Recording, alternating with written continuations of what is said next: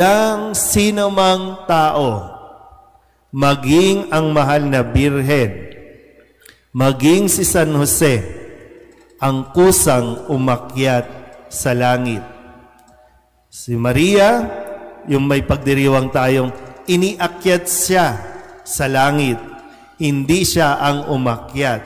Dahil ito ay isang biyaya o grasya ng Diyos dahil sa Diyos kung kaya tayo ay maiaakyat doon sa langit. Kaya ang letrang A sa salitang akyat ay assurance. Sabihin niyo nga po, assurance. Nakakasigurado tayo. Ang tanging hangad ni Jesus, makarating tayo sa langit.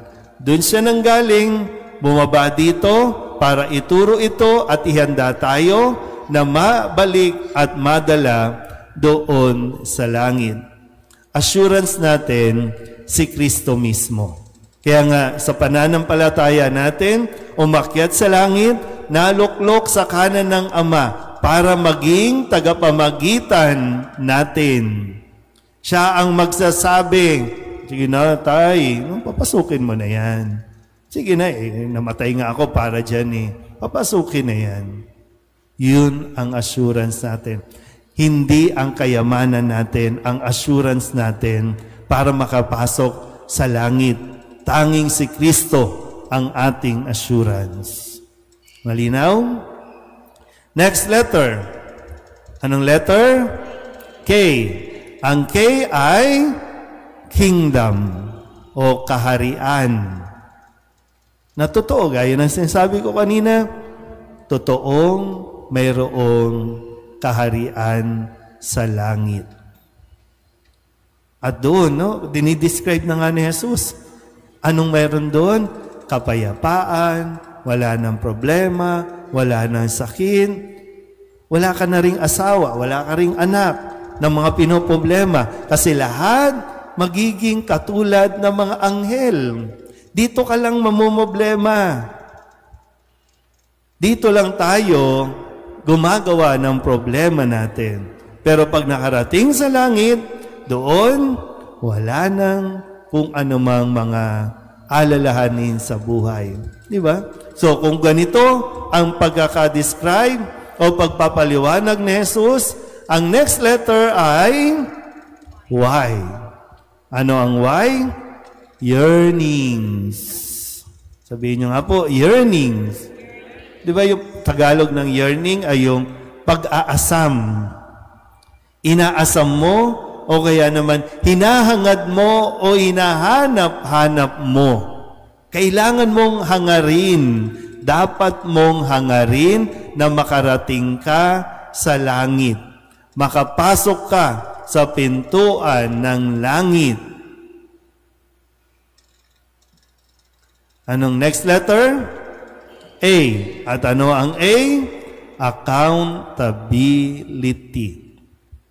Sabihin niyo nga po, accountability. Maraming bilin si Jesus sa kanyang mga alagad.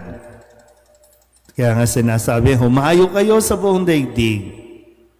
Mula Jerusalem hanggang sa buong kasulok-sulukan ng daigdig. Ipangaral sa kanyang pangalan ang pagsisisi at kapatawaran ng mga kasalanan. So, kung may mapahamak sa atin dahil walang nagkabigay ng pake, may pananagutan tayo dyan. So, kung tayo din mismo hindi matututong magsisi at tumingi ng kapatawaran, paano tayo? Anong aasahan nating makapasok sa langit?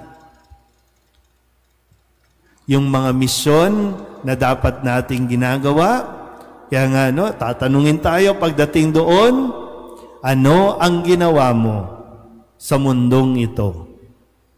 At ano ang hindi mo ginawa na dapat mong ginawa sa mundong ito? Accountable ka dyan. Ikaw yan. Si Kristo naghahanda doon sa langit. Pinaghahandaan niya ang ating pagdating. Tayo kaya, ako kaya, pinaghahandaan ko rin ba? Gaya ng nasabi ko kanina, no? Yung assurance natin na kay Kristo. Kasi baka handa tayo ng handa. At anong pinaghahandaan? Magkaroon ng maraming bahay, maraming pera, maraming material na bagay, na lahat naman yan, hindi kakailanganin sa langit. Iiwanan yan dito, either sunugin yan, o kaya pag-away-awayan yan. Na magiging accountable ka pa dahil sa mga iniwan mo, nagkagulo-gulo ang mga mahal mo sa buhay. Last letter. Letter T. At ano ang T? Tiwala. Trust. Pagtitiwala. Magtiwala tayo kay Kristo.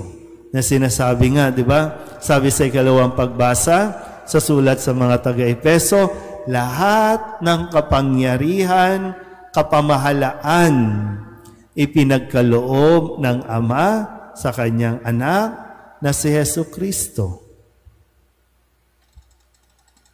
Kaya, sinasabi ni Kristo, huwag kayong matakot, huwag kayong mangamba.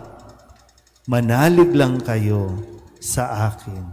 Magtiwala lang tayo kay Kristo. Hindi dapat mawala yan. So, kung maunawaan natin ito, hindi malayong isang araw, iaakyat tayo ni Jesus sa langit. Amen?